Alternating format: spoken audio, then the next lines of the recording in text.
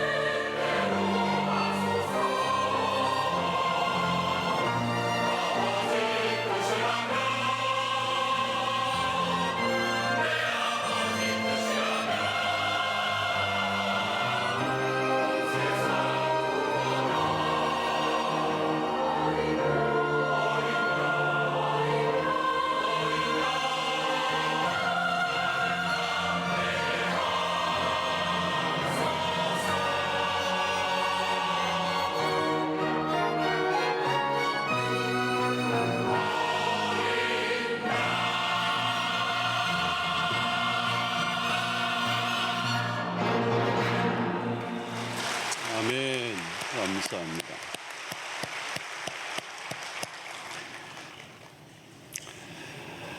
우리가 교회를 다니면서 매우 중요한 것 중에 하나가 어떤 영향을 받는 것입니다. 좋은 교회를 다니고 좋은 믿음의 그런 동력자들, 교우들을 만나는 것은 굉장히 큰 축복이죠.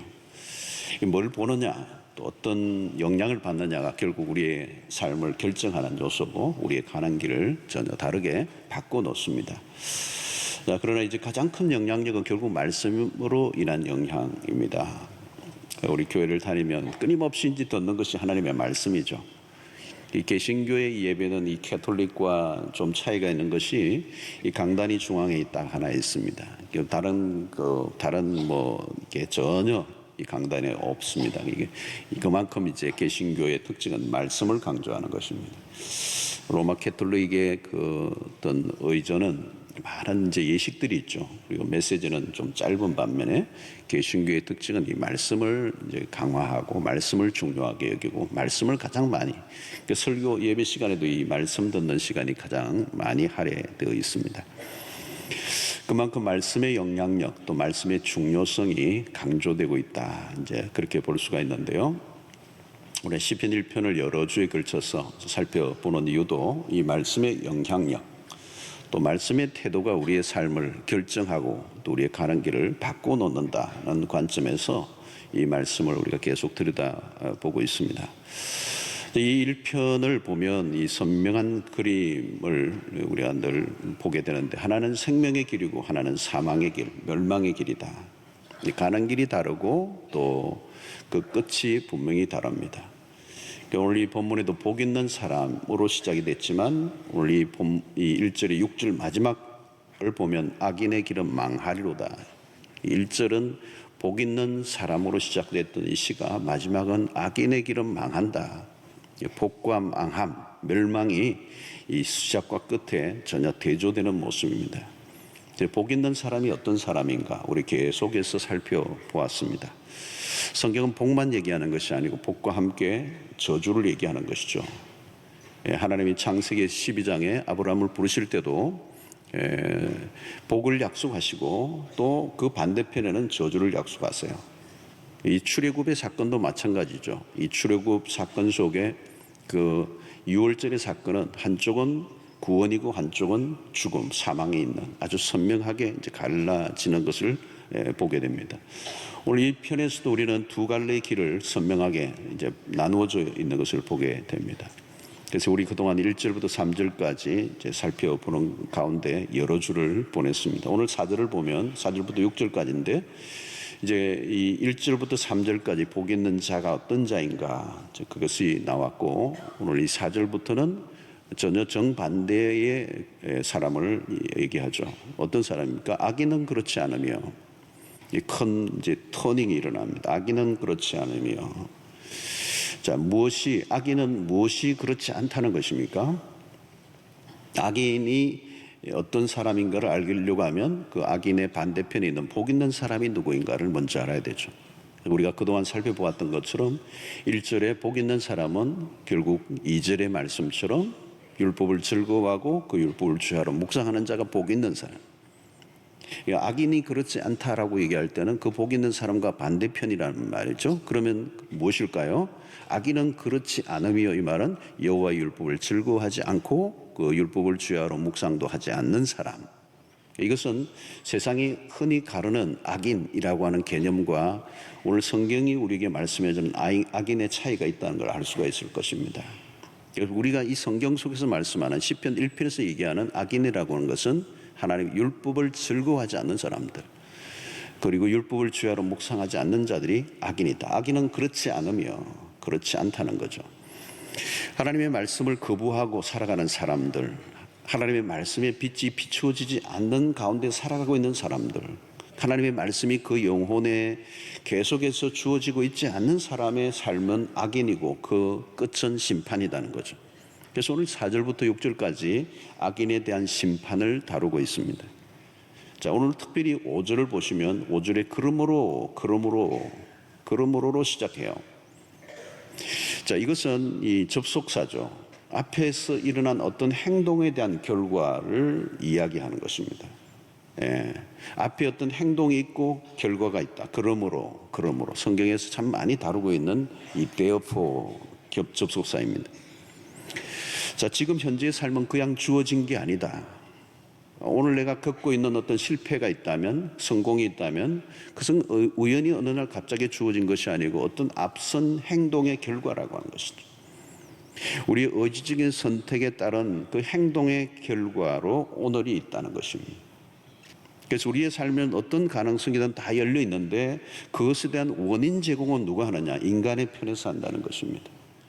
그러므로 악인들은 심판을 견디지 못하며, 이 악인들은 부지런히 무엇인가 어떤 행동을 통해서 이 악인이라고 하는 이런 결과가 나온 것입니다.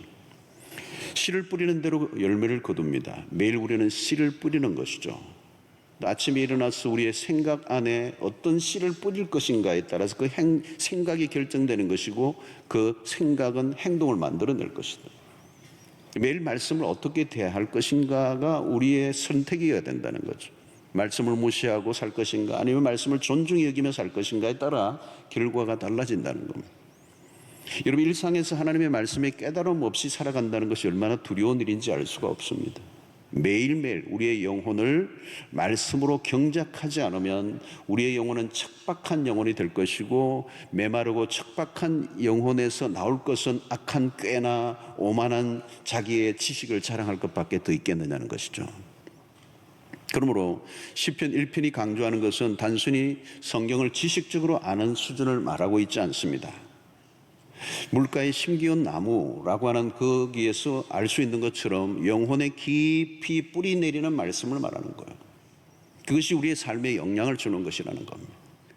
누군가 그런 말을 했어요. 오늘 우리 시대의 저주가 뭐냐? 천박함이다. 그 천박함이란 가벼움이라는 것이죠. 깊이가 없다는 것입니다. 알긴 아는데 그것이 깊이 내 영혼에 뿌리를 내리고 내 삶을 주장하는 말씀으로 내리지 않은 그 가벼움. 그냥 성경 구절을 대충 알기는 아는데 그 말씀의 의미와 그 말씀이 내 삶에 깊이 스며들어서 내 삶을 주장하는 말씀이 아니라면 그게 천박함이라는 것이죠. 그 말씀이 나의 삶을 주장하지 못하는, 뿌리를 내리지 못한다면 그 말씀은 아무런 내 삶에 영향을 끼치지 않는다는 거예요. 여러분, 우리가 씨 뿌리는 비유에서도 예수님이 말씀하셨잖아요. 돌짝밭이나 길가밭에 뿌려진 씨앗은 그것은 그냥 말라 없어져 버리는 것입니다. 아무리 씨앗이 좋아도 그것이 그냥 길가밭이면, 그리고 돌짝밭이라면 그냥 말라져 없어버리는 것입니다. 왜 말라져 없어버립니까? 그 뿌리가 없기 때문에, 뿌리를 내리지 않기 때문에. 자신의 영혼을 방치하고 결국은 하나님의 말씀을 묵상하지 않고 즐거워하지 않으면 자신의 영혼을 방치한 것이고, 그러면 결국은 악인의 길을 살아갈 수밖에 없고 그러한 삶의 결과가 어떤 것인가? 자, 그것이 오늘 오전의 말씀 아니겠습니까? 악인들은 심판을 견디지 못하며 죄인들은 의인들의 모임에 들지 못하리로다. 이런 바람에 나는 겨는 창고에 들여지는 알곡과 다른 것입니다. 공중에 떠돌아다니다가 어디론가 사라져버리는 그의 운명은 심판이라는 것이죠. 자, 여러분, 오늘 이 본문에서 매우 중요하게 다루는 것 하나는 뭘까요? 하나님은 심판하시는 분이라는 거죠. 하나님은 공의의 하나님이시고 그 심판은 결국은 어떤 심판이냐? 하나님의 말씀을 어떻게 대하고 어떻게 하나님의 말씀을 따라 살아갔느냐에 대한 심판이에요. 오늘 여기 보면 악인들은 심판을 견디지 못한다. 악인들은 스스로 자신의 심판 가운데로 들어간다는 겁니다. 하나님 결코 심판을 즐기시는 분은 아니에요. 가끔 어떤 사람들은 하나님은 심판을 즐겨하시는 분으로 오해하는 분이 있어요. 그리고 어떤 분은 이런 생각하죠. 하나님은 사랑의 하나님인데 왜 지옥을 만드셨느냐? 의아해합니다. 여러분, 하나님은 자유로우신 분이세요. 한 사람이라도 더 구원에 이르기를 원하시는 것이 하나님의 뜻입니다. 문제는 인간이 스스로 그 하나님의 구원을 의도적으로 악을 쓰며 거절하는 거예요. 인간에게 하나님은 자유의지를 주셨습니다. 이것은 굉장히 놀라운 축복이에요. 자유의지를 가지고 행하게 하신다는 것은 하나님이 인간에게 주신 최고의 선물 중에 하나입니다. 그런데 이 놀라운 선물과 특권을 가지고 하나님을 길을 쓰고 악을 쓰면서 거부하는, 그래서 스스로 그 자유를 가지고 심판에 자기를 몰아넣는 모습입니다. 여러분, 심판은 반드시 찾아옵니다. 예수님의 마지막 비유들도 보면 모두가 종말론적이고 하나님의 심판의 때가 온다는 겁니다. 역사의 처음 초림에는 예수 그리스도가 구원주로 오셨지만 마지막 그리스도가 오실 그리스도는 심판주로 오시는 겁니다. 달란트 비유나 그리고 열처녀 비유나 많은 예수님의 마지막 비유들은 다 종말론적인 심판에 대한 메시지입니다. 우리가 원하든 원하지 않든 심판은 다가옵니다. 심판은 반드시 오는 거죠. 그리고 그 심판은 악인과 의인에 대한 심판이고, 그리고 양과 염소에 대한 구별이라는 것입니다. 자, 오늘 5절을 다시 한번 보면, 그러므로 악인들은 심판을 견디지 못하며 죄인들은 의인들의 모임에 들지 못하리로다. 구분이 된다는 겁니다. 6절도 무릇 의인들의 길은 여호와께서 인정하시나 악인의 길은 망하리로다 그러는 거죠. 여러분, 얼마나 두려운 말입니까? 그리고 3절 앞에 말씀과 얼마나 대조적인 것입니까? 시냇가의 시몬나무가 철을 따라 열매를 맺고 그 형통한 그 모습과 얼마나 대조적인 모습이에요. 여러분, 말씀을 거부하며 자기 마음대로 산 결과가 얼마나 참혹한가를 보여주고 있습니다. 부패한 본성을 따라 살아가면 그 자체가 스스로 심판을 당하는 것이라는 겁니다. 여러분, 거짓말을 한두 번 한다고 어떻게 되는 것은 아니지만 지속적으로 계속 그 거짓말을 하다 보면 반드시 위기가 오죠. 매일의 작은 결정들이 나중에 큰 결과를 만들어내는 것입니다. 어떤 선택들이 끝없이 반복되면 반드시 결과가 오는 것입니다. 요즘 우리가 미투 운동으로 나라가 야단입니다. 언젠가 지었던 잘못된 행동이 수면 위로 드러나 곤혹을 치는 사람들이 많아요. 심지어는 요즘 목숨까지 끊어버리는 일들이 일어나고 있습니다. 처음 시작했을 때 그런 일들이 그렇게 되리라고는 상상이나 했겠습니까? 그러나 여러분, 죄는 드러나는 것이죠. 그 자체가 심판이 되는 것입니다. 다윗에게 바세바의 동침 사건은 어느 날 갑자기 일어난 우발적 사건이 결코 아닙니다. 어느 순간인가 조금씩 무너진 것이죠. 그리고 그 사건은 감추어지는 듯 했지만 왕의 권력으로 모든 것을 무마하고 은폐하는 데 성공한 것처럼 보이잖아요. 그러나 세월이 흐르고 평온해 보이던 어느 날 나단 선지자가 찾아와 그의 죄를 폭로합니다. 이런 거예요, 여러분. 하나님이 보내신 것입니다. 죄는 인간의 편에서 덮어놓을 수가 없어요. 하나님이 들추어내시기 때문에. 우리가 끝났다고 끝난 것이 아닙니다. 결국 하나님의 말씀으로 세워져 가는 인생이 아니면 인생은 모래 위에 지은 집과 같다는 것입니다. 이런 출세만을 목표로 하고 오르기만 하고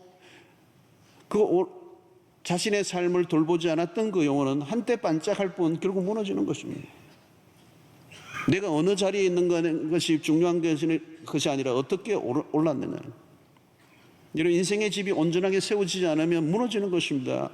겉으로는 멀쩡해 보이지만 가건물이 있죠. 가건물. 인생의 가건물과 같은 그런 집들은 갑자기 곤두박질을 치는 것입니다. 이런 우리는 막연한 종교심이나 무료한 종교적 의식을 지키는 것만으로 우리의 삶을 지탱할 수가 없습니다. 그저 교회적이나 두고 예수 믿는다라고 하는 흉내만 내는 것으로 오늘 현실에 밀려오는 수없는 위기와 어려움과 유혹들을 이겨낼 수가 없다는 겁니다. 지뢰밭은 비무장지대만 있는 게 아니에요. 비무장지대에 우리가 갈 일도 없고 밟을 일도 없습니다. 진짜 지뢰밭은 우리가 살아가는 일상이에요. 밟는 순간 터지는 지뢰들이 수없이 매복되어 있습니다. 직장에서 높은 자리에 올라가는 거 힘들지만 그런 자리에 앉았을 때 찾아오는 유혹을 물리치는 것 더 어렵습니다. 올라가는 것보다 더 어렵습니다. 사람들이 나에게 내미는 것이 뇌물인지 선물인지 받을 건지 말 건지 구분하고 결정하는 것 생각보다 쉽지가 않습니다. 살살 미소를 띠며 다가오는 사람이 꽃뱀인지 아닌지 분별하는 능력이 쉽지 않습니다. 거기에 그것을 끊어버리고 거절할 수 있는 능력과 결단력을 갖는 것도 쉽지가 않습니다. 매일 말씀으로 자신의 영혼을 풍성하게 하지 않는 사람들에게 그런 것들을 구별하고 거절하는 것은 어려운 일이라는 것입니다. 다윗은 천신만고 끝에 왕의 자리에 올랐고 왕국의 전성기에 존경받는 왕으로 모든 것을 다 누리고 최고의 순간에 있었지만 그 작은 유혹 앞에 무릎을 꿇고 맙니다. 모든 걸 다 가지고 있고 모든 걸 다 누릴 수 있었던 사람인데도 불구하고 그는 넘지 말아야 할 선을 넘고 말았고 결국은 그의 인생의 최고의 실수를 하고 말죠. 나중에 회개하고 돌아섰지만 다윗 왕가에 몰아친 후폭풍은 거세였습니다. 여러분, 우리의 영혼은 그렇게 유약합니다. 누구나 마찬가지입니다. 매일 말씀을 통하여 우리의 영혼이 지속적으로 수련하지 않으면 누구나 얼마든지 망가질 수 있음을 말씀하는 거죠. 여러분, 오늘 심판의 형태는 어떤 것입니까? 바람에 나는 겨의 운명은 무엇일까요? 종잡을 수 없는 게 바람입니다. 날아다니는 것은 무엇인가를 하는 것처럼 보일지 모르지만 뚜껑을 열어보면 무의미하다는 것입니다. 열심히 살았는데 돌아보면 허한 것이죠. 내가 무엇을 위하여 이렇게 달려왔는가? 오늘날 얼마나 모두가 바쁘게 살아갑니까? 쉼 없이 달려갑니다. 우리 한국은 특별히 일을 많이 하기로 유명합니다. 급속한 경제적 성장의 화려한 뒤에는 어둠이 짙게 깔려져 있습니다. 열심히 일을 하고 무엇인가를 얻은 것 같은데 허전한 거예요. 허전한 거. 얼마나 열심히 살았느냐 보다 그 끝에서 무엇을 맞이할 것인가가 더 중요합니다. 바쁘게 사는 것 자체가 나쁜 것은 아닙니다. 열심히 살아야죠. 근데 문제는 정신없이 바쁜 게 문제입니다. 정신이 없이 바쁘다는 것은 무엇을 말합니까? 무엇을 위해 바쁜지 그 방향성이 없다는 데 문제가 있는 것입니다. 그것이 바로 바람에 나는 겨와 같은 것입니다. 바람에 나는 겨는 가고자 하는 일정한 방향이 없습니다. 무의미한 삶이 갑자기 다가오는 것은 아니에요. 삶의 목적을 전혀 알지 못하고 그냥 열심히 뛰다 보면 반드시 무의미, 그것이 찾아오는 것입니다. 여러분, 요즘은 갈수록 우리의 삶의 수단이 좋아져 가고 있습니다. 문명의 기기들이 발달하고 4차 산업이 다가오고 교통수단, 통신수단은 이전과 상상할 수 없이 편리해졌습니다. 조금 있으면 우리는 이제 운전을 직접 하지 않아도 되는 시대가 곧 도래합니다. 로봇가 모든 것을 다 해주는 이 놀라운 시대가 다가오고 있어요. 엄청난 변화가 지금 오고 있습니다. 그런데 문제는 이 모든 것들은 수단의 변화예요. 수단의 변화.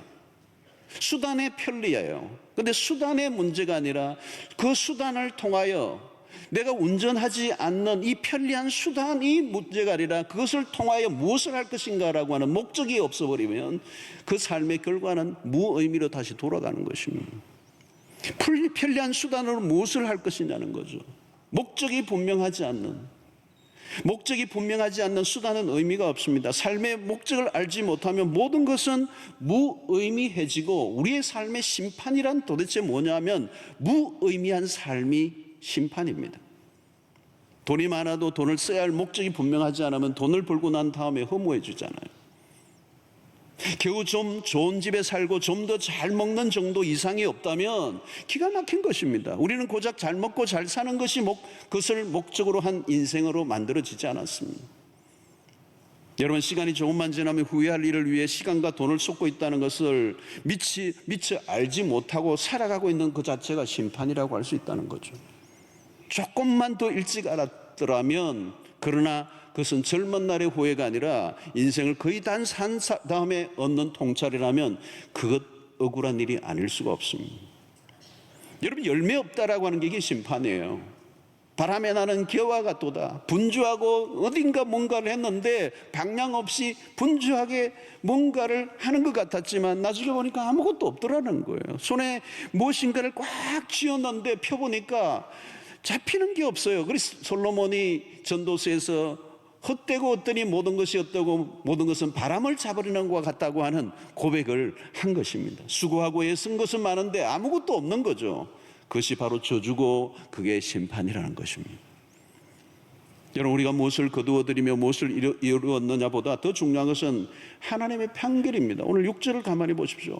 무릇 의인들의 길은 여호와께서 인정하시나 악인들의 길은 망하리로다. 여러분, 중요한 것은 뭐냐면 하나님이 인정하지 않았으면 망한 겁니다. 중요한 것은 하나님의 인정이에요. 하나님의 인정하심. 우리가 무엇을 쌓고 무엇을 이루었느냐가 중요한 것이 아니라 그것을 하나님이 인정하시는 거예요. 인정하지 않으시면 그건 쓰레기와 같은 것입니다. 솔로몬은 그것을 바람을 잡으려는 것과 같다고 한 것이죠. 하나님의 말씀을 따라 살지 않으면, 하나님의 말씀을 따라 그 율법을 즐거워하고 그 말씀을 따라 살아가지 않으면 하나님으로부터 인정받을 수 없음이고, 하나님으로부터 인정받지 않은 그 무엇은 우리가 무엇을 얻었다 할지라도 아무 가치가 없는 무의미로 돌아가고 만다는 것입니다. 많은 사람들이 그래요. 나는 그런 대로 살아왔다고 여겼는데 나중에 돌아보니까 아무것도 없다는 거예요. 죽도록 일을 했는데 아무것도 아니에요. 하나님이 인정하실 만한 거냐는 거죠. 여러분, 사람들의 평가가 중요하지 않습니다. 사람들의 평가는요, 시간이 나가면 다 지나가요. 끝나는 거예요, 여러분. 세상에서 아무리 인기 있어도요, 아무리 그게 좋아도 그 오래 가지 않아요, 여러분. 사람들 기억하지도 않아요. 연예인들이 인기에 정치인들도 인기에 굉장히, 그거 다 바람과 같은 거예요. 여러분, 삶이란 것은 그냥 돌아가는 것 같지만 그렇지 않습니다. 모든 것은 하나님 만들어 놓으신 원리와 법칙 가운데 돌아가고 있습니다. 우리가 하나님의 말씀을 따라가 살아가야 될 이유가 여기에 있습니다. 하나님이 정하여 놓으신 매뉴얼을 따라 살아가야 되는 거죠. 매뉴얼이 어디에 있습니까? 하나님의 말씀입니다. 하나님의 말씀대로 세상은 돌아가게 돼 있어요. 인류의 시작에서부터 끝나는 날까지 모든 우리의 삶은 하나님의 매뉴얼대로 돌아가고 있는 것입니다. 여러분, 자동차를 사면 매뉴얼을 보고 확인하고 이러죠. 기계를 사면 매뉴얼을 보잖아요. 매뉴얼을 안 보고 자기 마음대로 하면 이 고장 나면 큰일 나잖아요. 비싼 거일수록.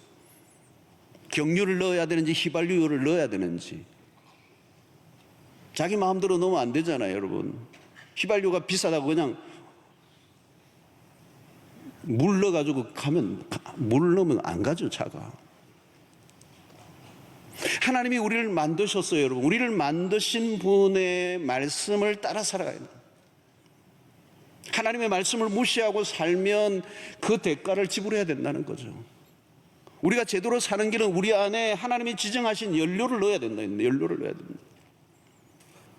그 연료란 다른 게 아니에요. 하나님의 말씀입니다. 말씀. 우리는 말씀을 우리가 먹어야 우리는 제대로 작동이 되는 사람이에요.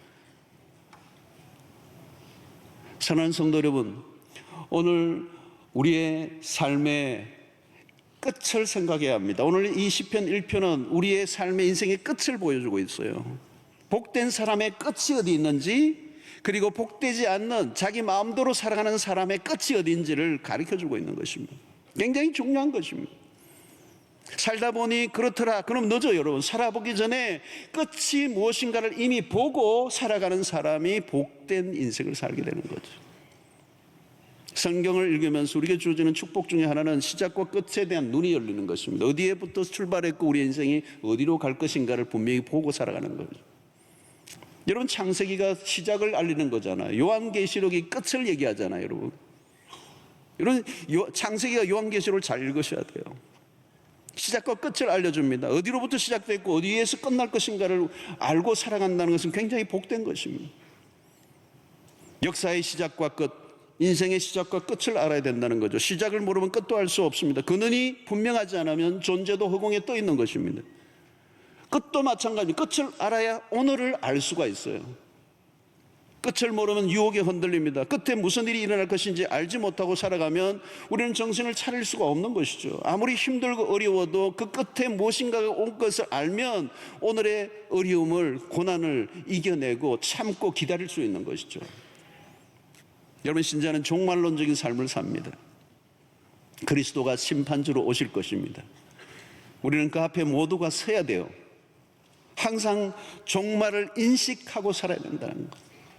깨어 있어야 됩니다. 늘 긴장해야 합니다. 끝을 생각하고는 살아가는 사람은 복된 인생을 살아갈 수가 있습니다. 여러분, 악인은 망할 것입니다. 자기 생각과 자기의 마음대로 살아가는 사람은 악인이에요. 그는 망할 것이라는 거죠. 그러나 의인은 승리합니다. 왜? 그 의인은 여기에서 뭘 거예요? 하나님의 말씀을 따라 살아가는 사람입니다. 끝이 보장된 사람들이에요. 여러분, 우리가 하나님의 말씀대로 살아가면 때로는 유혹이 오고 어려움이 오고 내가 손해볼 것 같고 안 될 것 같아 보여도 묵묵히 하나님의 말씀을 묵상하고 그 말씀을 따라 살아가는 그 사람의 결국을 하나님이 책임져 주실 것이에요. 여러분, 그러므로 쓸데없는 것들에 에너지를 낭비하며 세월을 보내지 않아도 돼요. 중요한 것은 삶의 목적이고 무엇을 위해 살 것인가, 삶의 군더더기를 다 제거하고 본질에만 집중하고 살아갈 수 있는 그 힘이 그 말씀 안에서 주어지는 것입니다. 여러분, 우리는 역사의 종말에 대해서 성경을 통해 잘 알고 있습니다. 신자가 누리는 특권은 미래를 보는 눈입니다. 끝에 일어날 일을 바라보며 오늘 우리의 삶을 날마다 그 말씀에 비추어 살고자 애를 써야 되는 것입니다. 여러분, 오늘만 생각하고 살아가는 사람은 위험합니다. 그러면 작은 것에도 흔들릴 수가 있어요. 오늘밖에 없다고 생각하는 사람들의 시야는 굉장히 좁은 것입니다. 그냥 순간적인 아주 얄팍한 우선 문제를 해결하기 위해서 유혹을 받습니다. 그게 꼬이는 것입니다. 그러나 이런 먼 미래 끝을 생각하고 살아가는 사람은 삶이 와이드하고 깊고 길어요.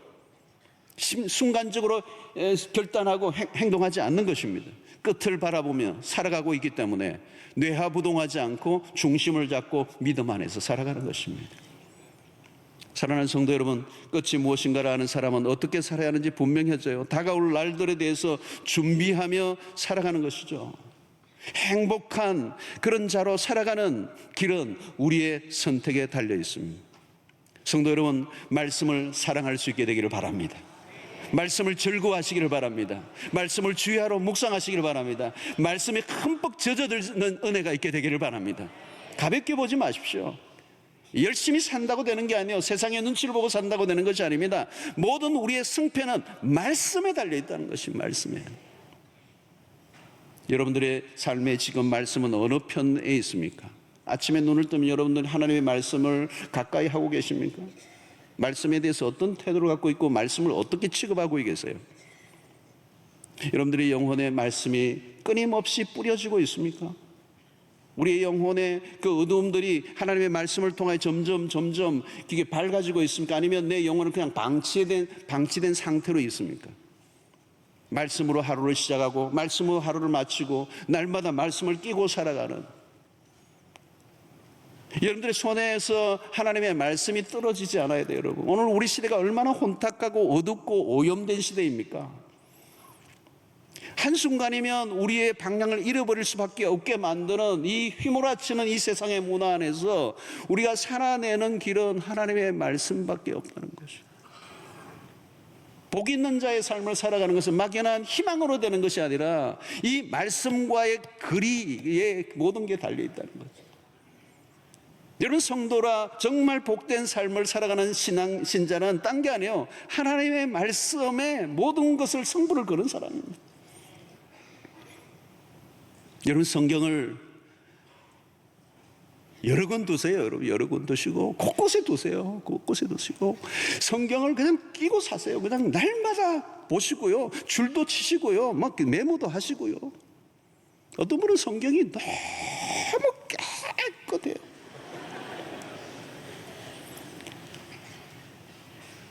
이 성경을 아예 잘 안 보니까 너무 선반위에 집에 가면 딱 각자에 모셔놓고 뭐 손을 안 대니 다를 리가 있나? 다를 리가 있어. 이게 달아야 돼요. 여러분, 성경이 요즘은 가죽이라 잘 안 달기는 합니다만은 이 달아야 돼요. 달아야 돼. 어떤 분은 이 성경을 막 몇 년째 하는데 여러분, 1년 쓰면 이게 더 이상 쓸 수 없을 만큼 느드러질 정도로. 여러분, 어떤 분은 막 10년, 20년 예수 믿었는데 성경 한 권만 뭐 다시 누구에게 팔려고 그러십니까? 세컨핸드로. 여러분, 이 성경이 여러분들에게 늘 때가 묻어야 돼요. 줄을 꺼야 돼요. 여러분, 암송을 하시고요, 시간마다 그 말씀을 여러분들 가까이 가져오셔야 돼요. 예? 여러분, 성경 너무 아끼지 마세요. 요즘은 안 비싸요. 여러분, 다양한 성경이 있습니다. 여러분, 요즘은 뭐 여백이 있는 성경도 있어가지고 옆에 메모할 수 있는 것도 있어요. 저는 그걸 굉장히 좋아해요. 책상에 있는데 여백이 있거든요. 그 말씀을 보다 느낀 게 있으면 그 옆에 적는 거예요. 여러 가지 다른 구절하고 연결되는 것들을 내가 만든 주석을 만드는 거예요. 때가 묻어야 돼요. 여러분, 그것이 나 안에 피가 되고 살이 되게 해야 되는 거예요. 그 말씀이 내 곁에서 날 떠나지 않게 해야 되는 거예요. 여러분, 오늘 우리의 삶의 모든 영역 속에 결정할 순간마다, 크고 작은 일들을 행할 때마다 우리가 뭘 가져와야 돼요? 하나님의 말씀을 가져오는 거예요. 여러분 직장에 가서 사무실에 성경을 두세요. 성경을 두세요. 가까이 두세요. 물론 근무하는 시간에 막 성경을 읽지는 마십시오. 직원이면서. 그러나 시간이 되면 성경을 가까이 대하십시오. 비즈니스를 하시는 분들도 하나님의 말씀을 가까이 대하면 거기에서도 하나님의 인도가 있을 것입니다. 여러분 실천해 보십시오. 하나님의 말씀을 가까이 하고 그 말씀을 묵상하고 그것을 깨닫고 그 말씀대로 인도함을 받아보세요.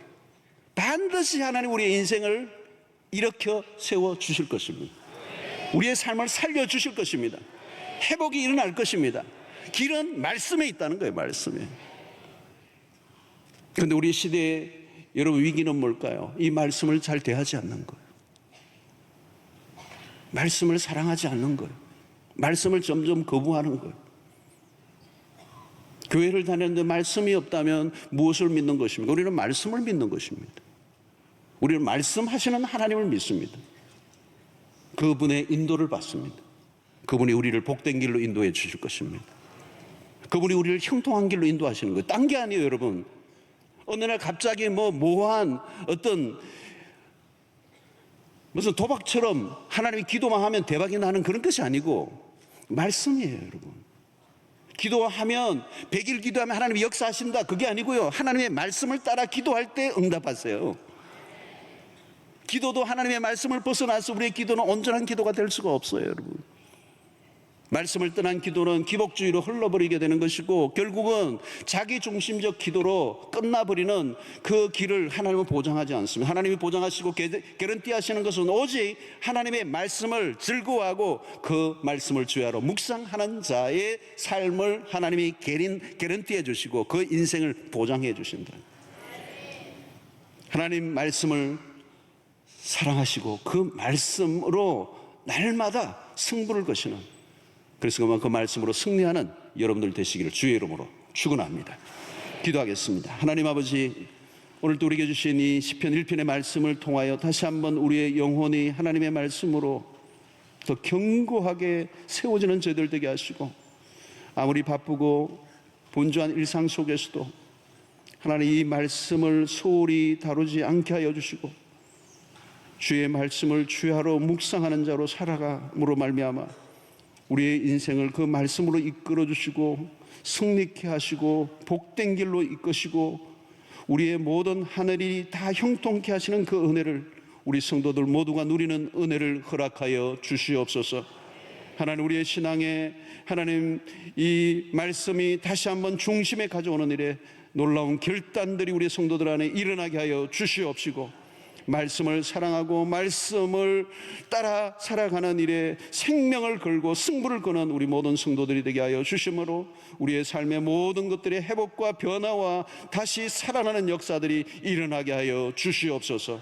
그래서 우리 모두가 복된 길로 걸어갈 수 있도록 은혜를 더해 주시기 원하오며 예수님의 이름으로 기도하옵나이다. 아멘. 이제는 우리 주 예수 그리스도의 놀라신 은혜와 하나님의 크신 사랑과 성령의 교통하심이 하나님의 말씀을 즐거워하고 묵상함으로 그 말씀을 따라 살아감으로 하나님 복된 자의 길을 걷기로 결단하고 돌아가는 주의 백성들을 머리 위에 지금부터 영원토록 함께 있을지어다. 아멘.